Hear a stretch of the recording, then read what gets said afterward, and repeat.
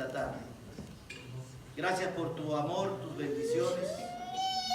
Y gracias, Señor amado, porque nos has reunido aquí, Señor, para escuchar tu palabra, para alabarte, para glorificarte, para aprender cada día más de ti, Señor amado, y para rogarte, Señor, que tu Santo Espíritu siempre esté llenando nuestras vidas, controlando cada aspecto de nuestra vida, y podamos, Señor amado, ser hacedores, practicantes de la palabra que hoy oímos. Bendito Dios, gracias, porque tu Biblia nos dice que tú habitas en medio de la alabanza de tu pueblo. Y sabemos, Señor, que tú estás aquí, en este lugar, y podemos disfrutar de tu santa presencia, porque tú eres espíritu y verdad, y tu palabra dice que tú estás buscando que los verdaderos adoradores te adoremos en espíritu y en verdad. Señor, gracias por acompañarnos esta tarde. Bendice, Señor, tu palabra y enséñanos, te lo suplico en el nombre y los méritos de Jesús. Amén, Señor. Amén. Tomen asiento, hermanos, mientras mis hermanos de la alabanza. Gracias, hermanita. ¿Qué sería de mí sin usted, hermano? ¿Sabes qué, Ricardo? Me hago una pregunta. Yo no sé si cambiar los instrumentos o cambiar los técnicos. ¿Tú qué me das consejos? Las dos, ¿verdad?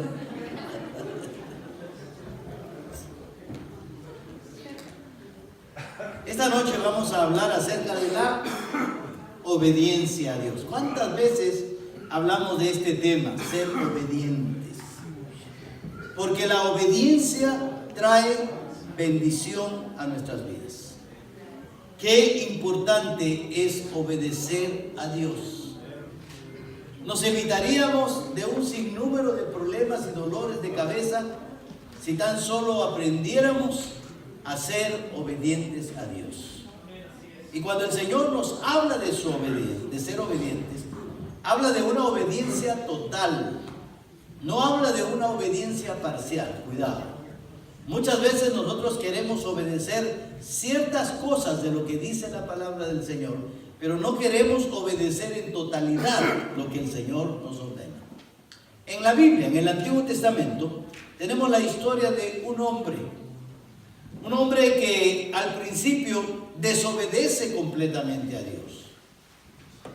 Y después lo miramos a través de la historia que vamos a ver en el capítulo 1 del libro de Jonás. Los efectos que tiene nuestra desobediencia en el mundo. Hoy estamos batallando, y para nadie es un secreto, esta ley que el Congreso de Colorado quiere pasar acerca de la educación sexual para nuestros niños. Una ley que está abiertamente en contra de las enseñanzas de la palabra de Dios. ¿Por qué razón están ocurriendo estas cosas? Porque sencillamente nosotros, hombres y mujeres, Iglesia del Señor, no estamos y no hemos hecho por muchos años el trabajo al cual hemos sido llamados: predicar el Evangelio a tiempo y fuera de tiempo. A hacer obra de evangelista, como le dijo Pablo a su hijo Timoteo. Porque nos está faltando predicar, y no solamente con palabras, sino con acciones, con vivencias, el mensaje de la cruz. Y entonces cuando nosotros somos desobedientes, esa desobediencia va a traer consecuencias negativas, empezando desde nuestra propia vida, nuestro hogar y la sociedad en que vivimos. Y por eso lo que está ocurriendo y lo que va a seguir ocurriendo no es otra cosa más que una falla de parte de la iglesia de predicar el Evangelio del Señor. Jonás, capítulo 1, versículo 1. Empieza diciendo esta historia: vino palabra de Jehová. Interesante entender primero que cada vez que nosotros abrimos la Biblia, la palabra no es del pastor, la palabra no es del maestro, la palabra no es de aquel que enseña. La palabra, la orden y el mandamiento específico viene de parte de Dios. Amén. Esta es palabra de Dios. Y dice: vino palabra de Jehová a Jonás, hijo de Amitai. Qué interesante. La palabra del Señor vino ¿a quién? Jonás. A Jonás. Yo quisiera que usted tenga esta costumbre, cada vez que encontramos un nombre propio, como en este caso, ponga encima su nombre. Porque la palabra viene a cada uno de nosotros en una forma particular, específica.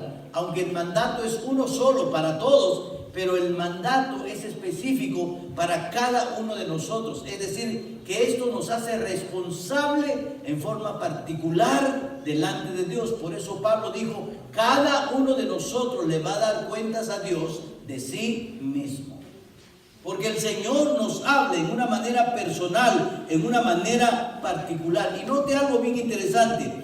Vino palabra de Jehová a Jonás. Con eso hubiera sido suficiente para entender que se trataba de Jonás. Pero añade algo ahí, hijo de Amitai. ¿Por qué siempre encontramos este complemento, si queremos el término, cada vez que el Señor dice, vino palabra a Ricardo, hijo de fulano de tal? Siempre aparecen cosas así en la Biblia, ¿verdad? ¿Cómo se llama tu papá, Ricardo? Guido. Imagínate, es que vino palabra de Dios a Ricardo, hijo de Guido. ¿Cuál es la idea ahí? ¿Se han puesto a pensar en algún momento? ¿Por qué siempre dice, vino palabra a Fulano, hijo de Mengano? Para especificarnos. El Señor nos quiere enseñar que Él tiene un conocimiento muy intrínseco de cada uno de nosotros. Mi padre ha muerto muchos años, pero yo sé que el Señor me conoce a mí y conoce a mi papá y sabe exactamente quién soy yo, quién es usted, en una manera muy personal y muy profunda. Eso es lo que significa.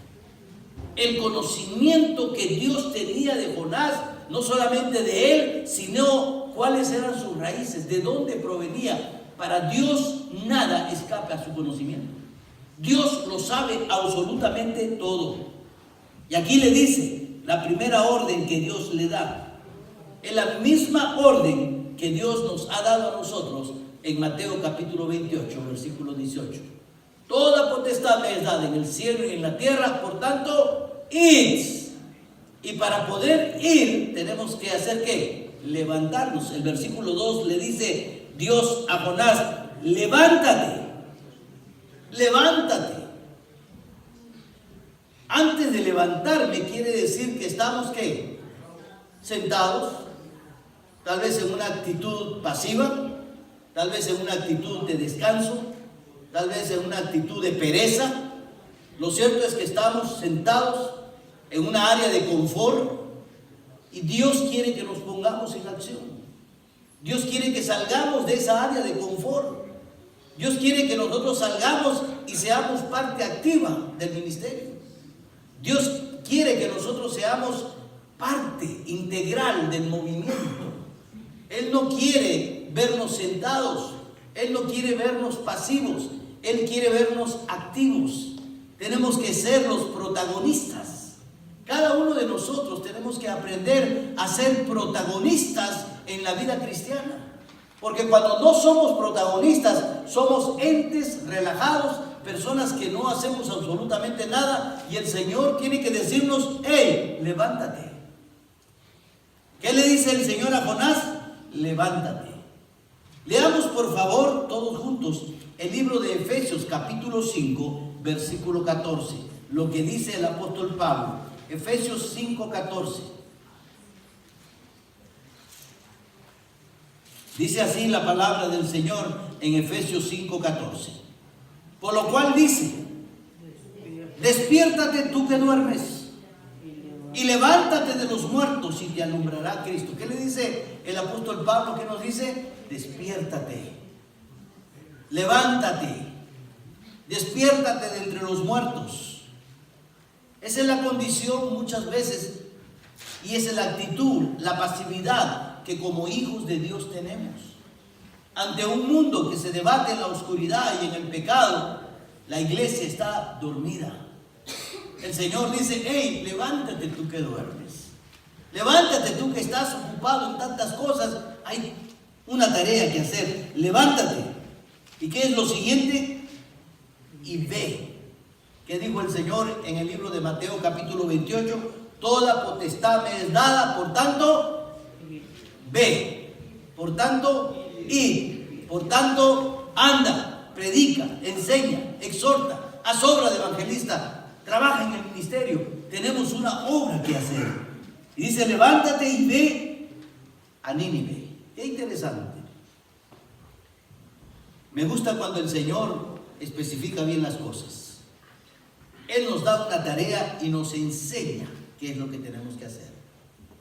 Le da el lugar específico. Cada uno de nosotros tenemos que ver y tener un ministerio, una área específica en la cual nos vamos a mover y vamos a trabajar. No llegamos a hacer las cosas por hacer. Yo recuerdo cuando en mis años juveniles practicaba el fútbol. Y yo recuerdo que tenía ¿cómo le llaman esos que te entrenan? Un entrenador, ¿verdad? ¿Y cuántos jugadores hay en el campo? 11 jugadores, ¿no? Todos son defensas, todos son delanteros, todos son mediocampistas. No, cada uno tiene su área de trabajo. Cada uno tiene su lugar específico. El Señor le dice a Jonás, levántate y ve a Nínive. Esa es tu área de trabajo. Esa es tu área de evangelismo. Esa es tu área donde yo quiero usarte para que prediques el mensaje del Señor. Usted puede tener su área en su centro de trabajo, por ejemplo. Muchas veces creemos, ya mañana tenemos que ir a trabajar, y creemos que nuestro centro de trabajo es el lugar donde Dios nos ha colocado para levantar los recursos y mantener nuestra vida. Mentira. Nuestra área de trabajo, donde usted trabaja secularmente, es el lugar donde usted ha sido puesto por Dios para predicar el Evangelio. Es el área misionera que Dios le ha dado. Es un ministerio dentro de ese lugar con esas personas que de otra manera no podrían escuchar el mensaje del Señor si no es a través de usted. Hay algo específico que tenemos que hacer. Y el Señor levanta a Jonás y le da una orden y lo manda a un lugar específico. Porque cada uno de nosotros dentro del ministerio del Señor tenemos un lugar específico. Algunos son maestros, otros son predicadores, otros son evangelistas, no lo que dice el libro de Efesios. Alguno constituyó apóstoles, a otros profetas, a otros evangelistas, a otros pastores, a otros maestros, pero cada uno tiene su propia Nínive. Cada uno de nosotros tenemos nuestro propio lugar. Ve a Nínive. Aquella ciudad. Y es interesante que algunos teólogos dicen que esta expresión, aquella ciudad, y yo lo creo también, está implicando que Dios conocía a aquellos hombres y mujeres. Y conocía que aquella ciudad tenía cierta característica que ameritaba que el Evangelio fuera predicado. Aquella ciudad implica que Dios tenía un conocimiento de que Nínive vivía en un periodo de oscuridad, de pecado. Cada lugar donde el Señor nos envía es porque Él sabe, para Él es aquel lugar que necesita ser predicado, aquel lugar donde se necesita alcanzar el mensaje del Señor, aquella ciudad en específica. Dice, aquella gran ciudad. Algunos también dicen que esta expresión, gran ciudad, no implica que era una ciudad que alababa al Señor y por eso su grandeza, no. Implica que era sumamente pecaminosa, ¿no?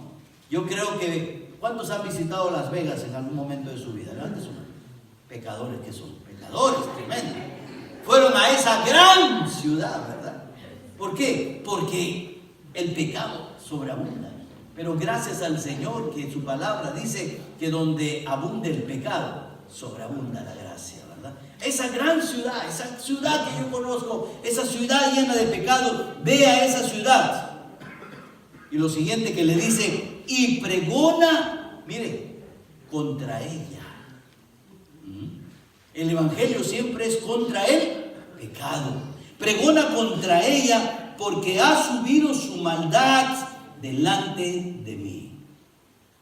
¿Cómo es la maldad de la ciudad, de las grandes ciudades? una maldad que va en contra de los principios del Señor. Miren conmigo el libro de Isaías, capítulo 58, por favor. Isaías 58. El Señor lo manda a Jonás a esa gran ciudad a predicar. ¿Qué le dice?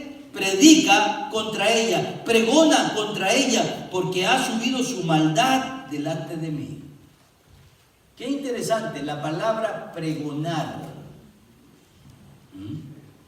¿Qué significa la palabra pregonar?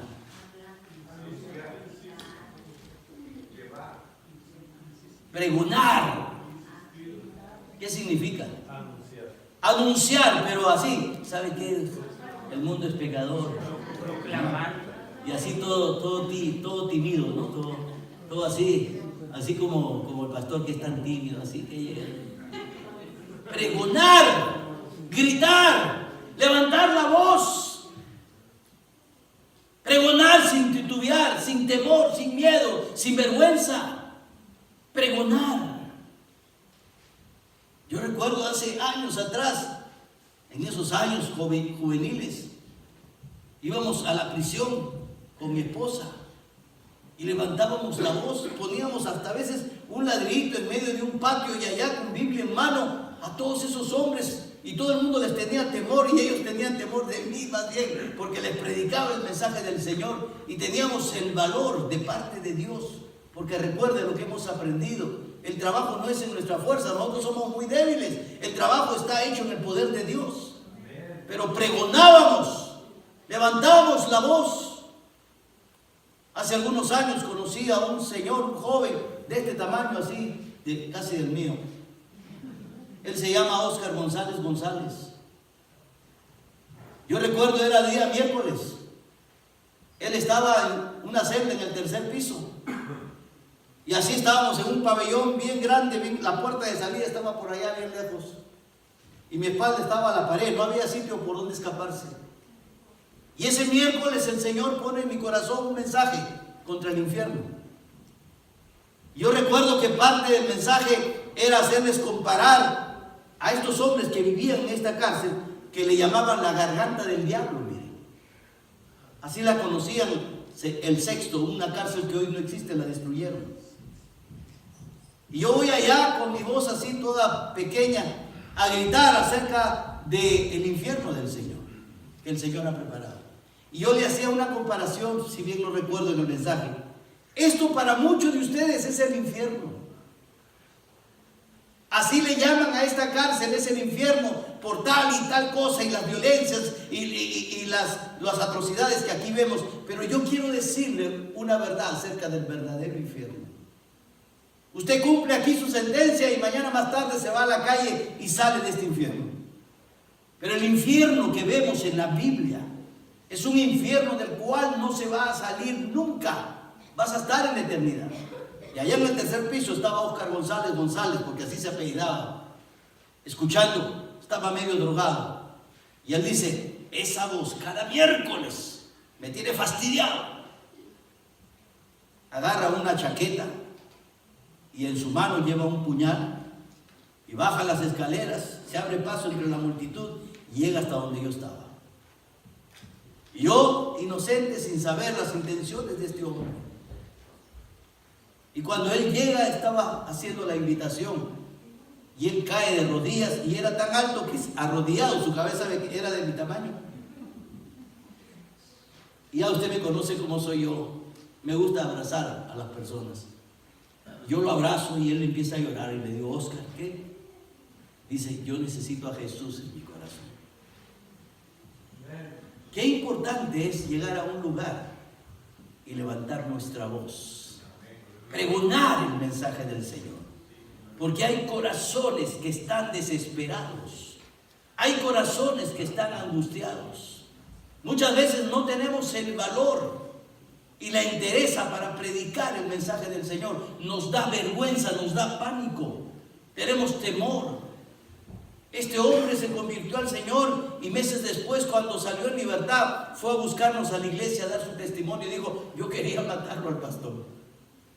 Yo sé que muchos a través de los años han querido matarnos, pero aquí estamos todavía.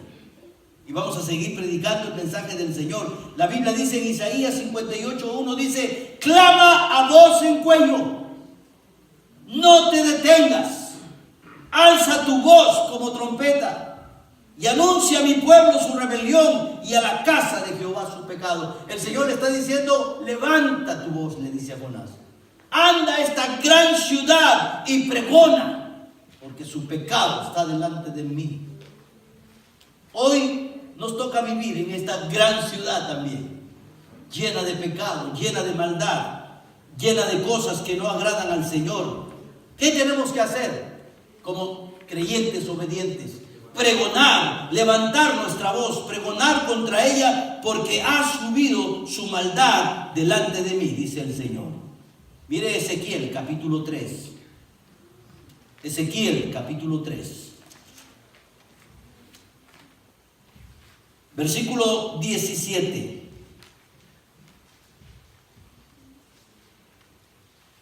Nuestra responsabilidad. Pregona.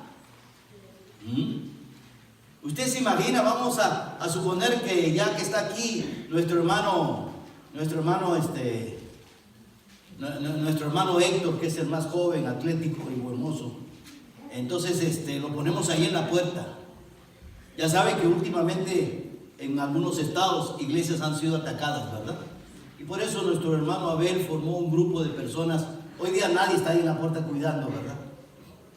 Pero por un tiempo estaban algunos allá abajo, otros aquí adelante, porque puede ser que en algún momento podamos ser atacados, ¿no?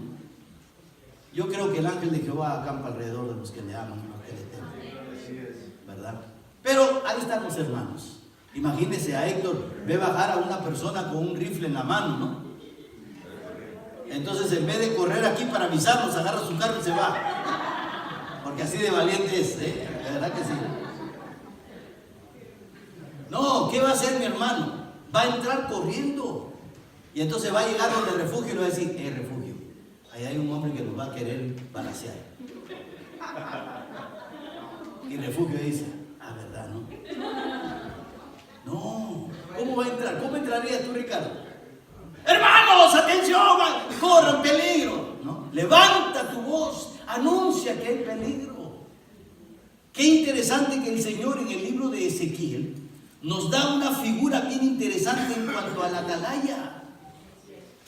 El atalaya es el vigilante. El atalaya es el cristiano que hoy día ve el peligro y lo anuncia.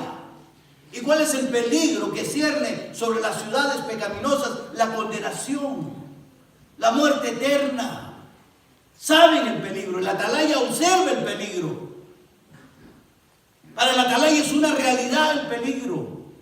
Y está ahí para hacer un trabajo específico, avisar precisamente cuando viene el peligro. Y ese es nuestro trabajo. Por eso dice: ve y pregona, ve y anuncia.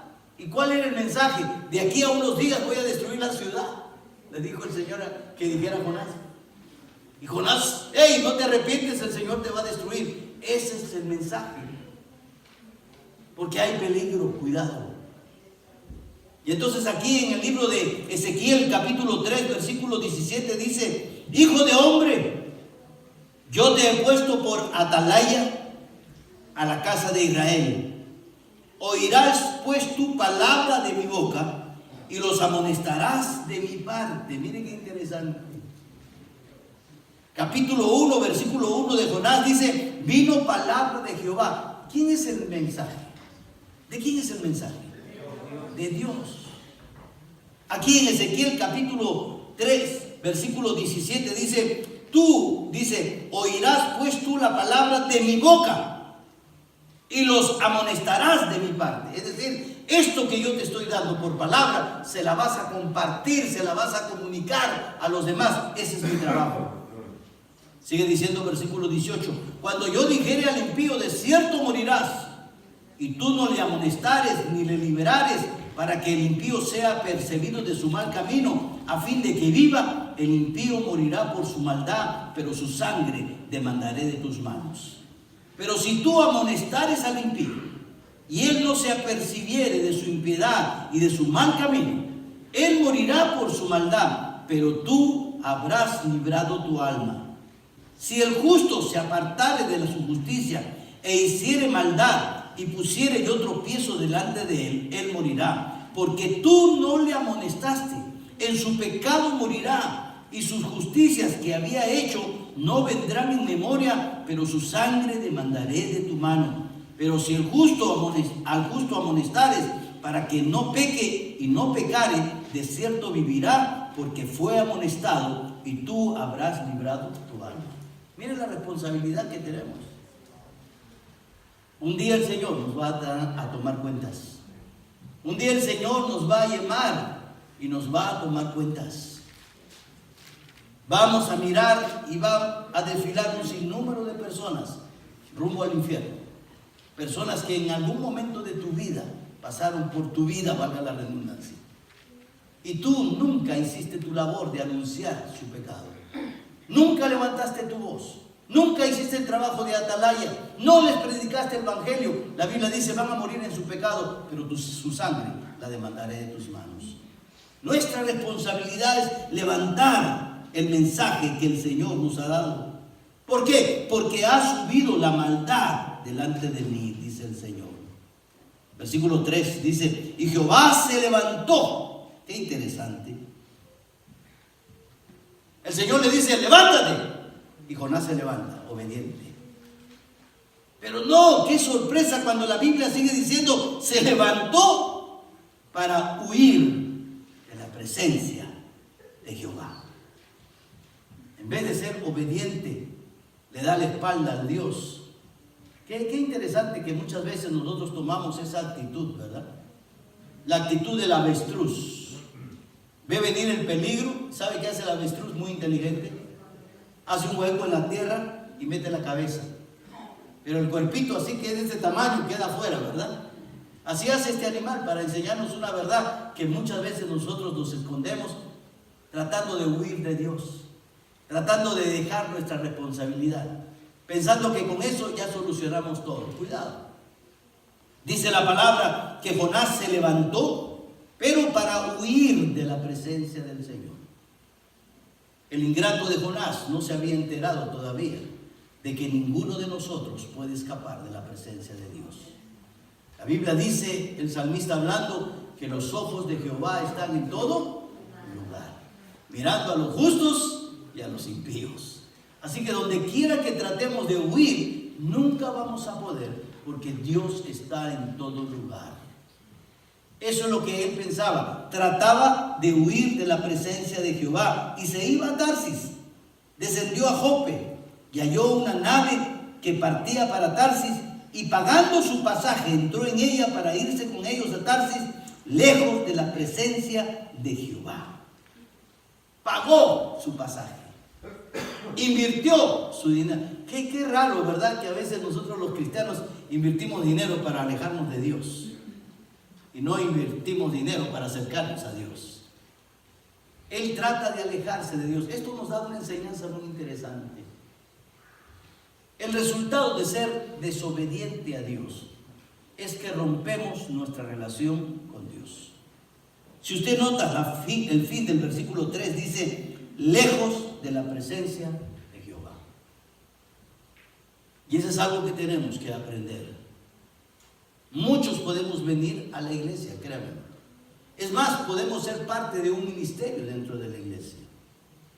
Pero eso no quiere decir que necesariamente tenemos una relación con el Señor. Habemos muchas personas religiosas que venimos a la iglesia y hacemos cosas, pero sin tener una relación con el Señor. La verdadera relación con el Señor implica una obediencia genuina. Una obediencia total, una obediencia completa, no una obediencia parcial. Y aquí cuando vemos a un Jonás desobedeciendo, y es más, invirtiendo dinero para alejarse del Señor, pagando, tratando, tomar un vehículo para irse a otro lado pensando que podía huir del Señor, nos enseña que cuando desobedecemos, nuestra relación con el Señor queda rota. Así que si usted está en la iglesia y en ciertos aspectos de su vida está en desobediencia a Dios, la Biblia dice que si usted está desobedeciendo, no tiene una relación con Dios. Y cuando no tiene una relación con Dios, no hay cambios no hay transformaciones en su vida verdaderamente. Versículo 4. Qué interesante, dice, compró su pasaje, se alejó, subió a una nave, se fue a tal sitio. Se alejó de Dios. Y el versículo 4, ¿con qué palabra empieza? Pero, como diciendo, qué sonso Jonás, ¿verdad? No se da cuenta, pero Jehová hizo levantar un gran viento en el mar. Miren qué interesante. Hizo levantar un gran viento en el mar, y hubo en el mar una tormenta tan grande que él pensó que se partiría la nave. Pero ¿quién estaba con Jonás? Los demás pasajeros, los tripulantes de la nave, el capitán y todas esas gentes que estaban ahí. Note algo bien interesante. La desobediencia de Jonás comenzó a afectar a otras terceras personas. Eso enseña que mi desobediencia va a afectar a otra persona y a otra persona y a otra persona. Hoy día estábamos hablando con María Soto. ¿Puedo decir de Rosita? Sí. Mire, el día sábado comenzó a nevar. Sábado sí, ayer, ¿verdad? Y la cosa se puso bien difícil. Mi esposa y yo tuvimos una reunión con esto de los capellanes a unas cuadras de nuestra casa, y cuando terminamos la reunión, no se podía ver nada, hermano. El viento, la nieve, estaba bien peligroso. Y yo me imagino que todo el mundo que estaba en la calle estaba con ese problema. Entonces Rosita está en su casa con su mamá María Soto. Y Rosita dice, voy, ¿a dónde se fue? ¿A Brighton? A Thornton. Voy a Thornton a visitar a una amiga. Cuando las noticias dicen, si no tiene necesidad de salir por algo urgente, mejor quédese en casa, evite problemas.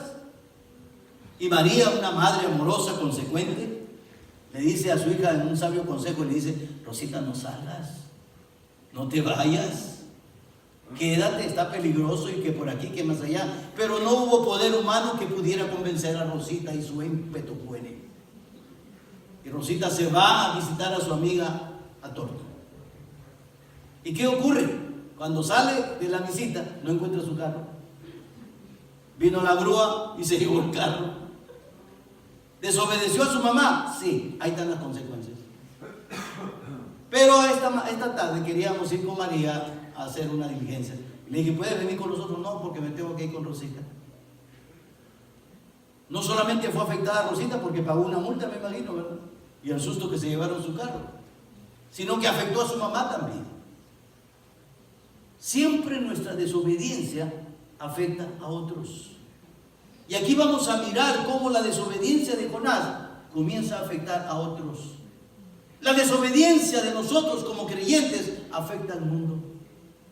De la misma manera como cuando obedecemos a Dios, esa obediencia afecta para bien al mundo porque les predicamos el Evangelio. Nuestra desobediencia, por otro lado, también afecta al mundo de una manera negativa. Y aquí vemos, él está metido en el barco.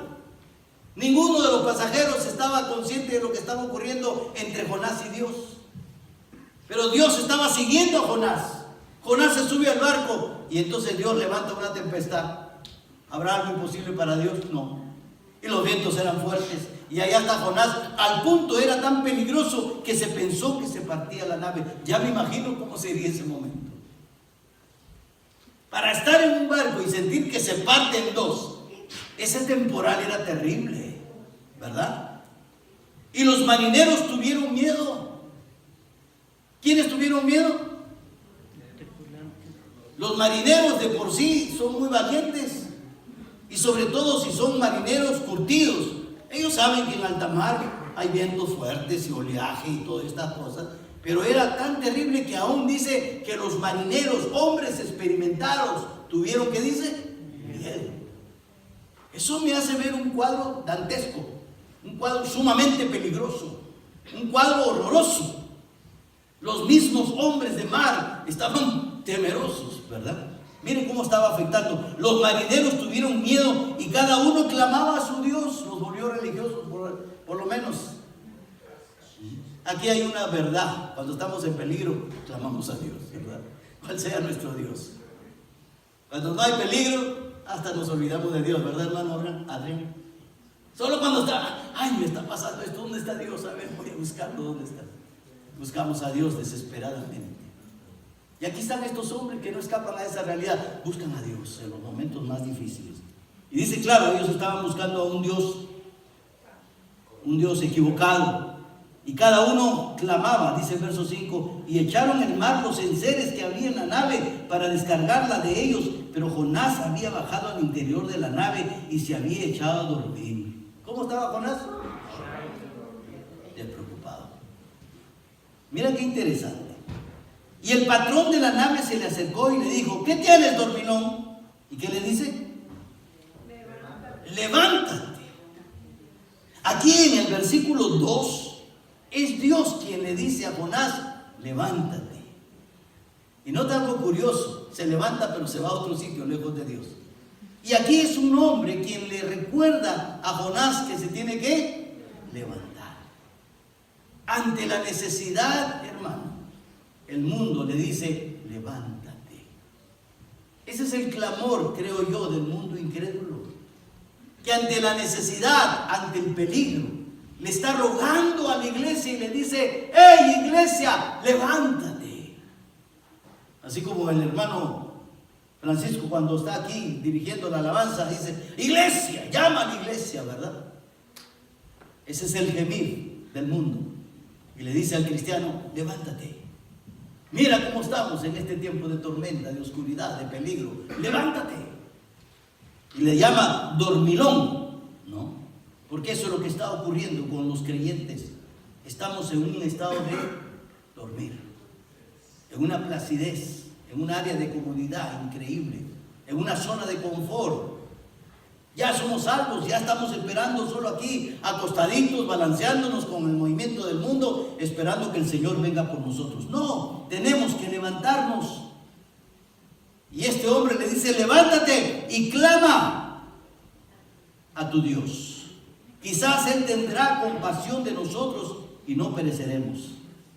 Y dijeron cada uno a su compañero, venid y echemos suerte para que sepamos por causa de quién nos ha venido este mal. Y echaron suerte y la suerte cayó sobre Jonás.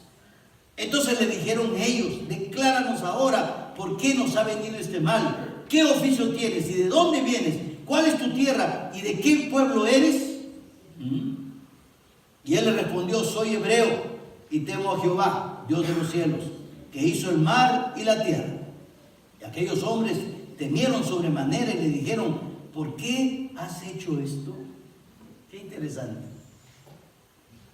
Él les cuenta, yo amo a Dios, y les habla del Dios verdadero. Y sabe, en resumen les está diciendo, estoy desobedeciendo a Dios. Y por esa razón están ocurriendo estas cosas. Y miren la pregunta que ellos hacen. ¿Por qué has hecho esto? ¿Por qué nos haces esto? Hace muchos años atrás vimos la historia en el libro de Génesis de Abraham. Abraham llega al país de Abimelech. Se da cuenta que su esposa es muy bonita, muy bella. Y tiene miedo. Y entonces le dice, ¿quién es la esposa de Abraham? Sara, gracias hermano. Y le dice a Sara, cuando te pregunten qué relación tenemos, dile que eres mi hermana. Dice que Abimelech vio a Sara, que era muy hermosa. Dice, bueno, pues si es hermana de Abraham, Abraham es mi cuñado, no hay otra. Y dice la palabra que mandó llamar a Sara. Y si no es porque Dios le revela en sueño de que no podía tocarla porque su esposo era un profeta, y él se apercibe del error que estaba cometiendo, y al día siguiente manda a llamar a Abraham y le hace la misma pregunta, ¿por qué nos haces esto? Yo creo que esa es la pregunta del mundo incrédulo a la iglesia. ¿Por qué hacen eso? ¿Por qué desobedeces a Dios? ¿No ves que nuestra desobediencia les afecta a ellos? Hay muchas almas que hoy no escuchan el mensaje del Señor y están en las turbulentas aguas del infierno por causa de que nosotros no hacemos nuestro trabajo y estamos dormidos en una placidez increíble.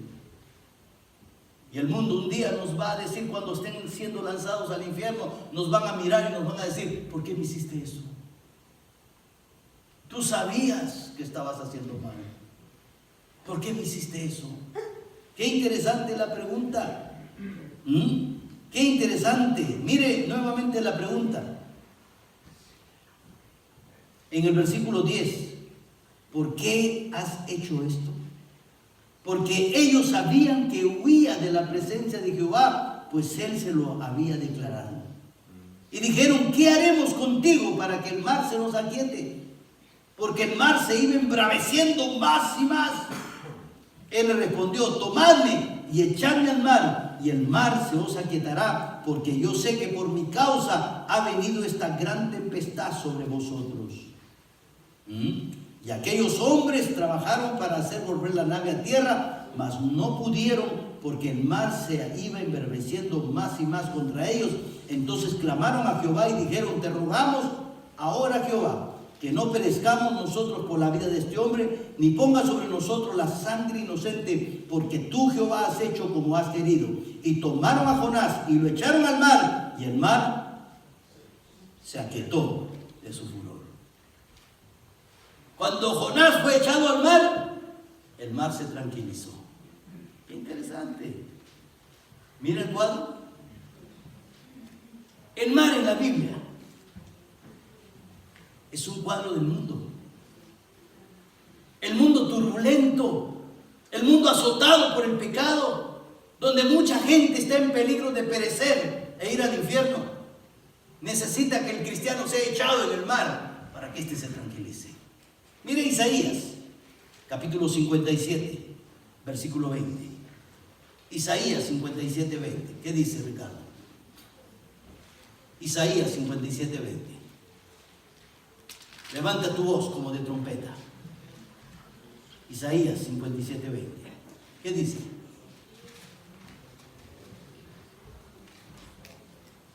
Despiértate, tú que duermes. Ricardo, ¿estás aquí? Ya. Isaías 57, 20. A ver, Ricardo. ¿Qué dice? Pero los impíos son como el mar en tempestad. Ahora, de nuevo, hermano. Pero los impíos son como el mar en tempestad. Los impíos son como, no es el mar, es como el mar en tempestad, así moviéndose de un lado para otro. Sigue, hermano. Que no puede estarse quieto. Ajá, ¿qué dice Santiago? Que los impíos son como las ondas del mar, ¿verdad? Sigue, hermano. Y sus aguas arrojan cieno y lodo. Amén, gracias, hermano. ¿Qué arrojan? Pecado, excremento, suciedad. El mar es un cuadro de los impíos que están en constante movimiento. No hay paz, no hay quietud. Y en este mar turbulento, mire la figura aquí. Jonás es echado. Y dice la palabra del Señor en Jonás capítulo 1, versículo 15. Dice: y tomaron a Jonás y lo echaron al mar, y el mar se aquietó de su furor. ¿Sabe qué necesita este mar turbulento en el que vivimos? Nos necesita a nosotros. Que seamos echados en este mar. Estamos en el mundo, no somos del mundo. Pero necesitamos estar en este mundo.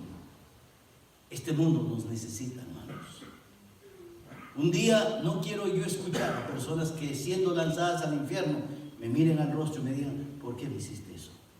Como diciendo: tú sabías la verdad y no me advertiste.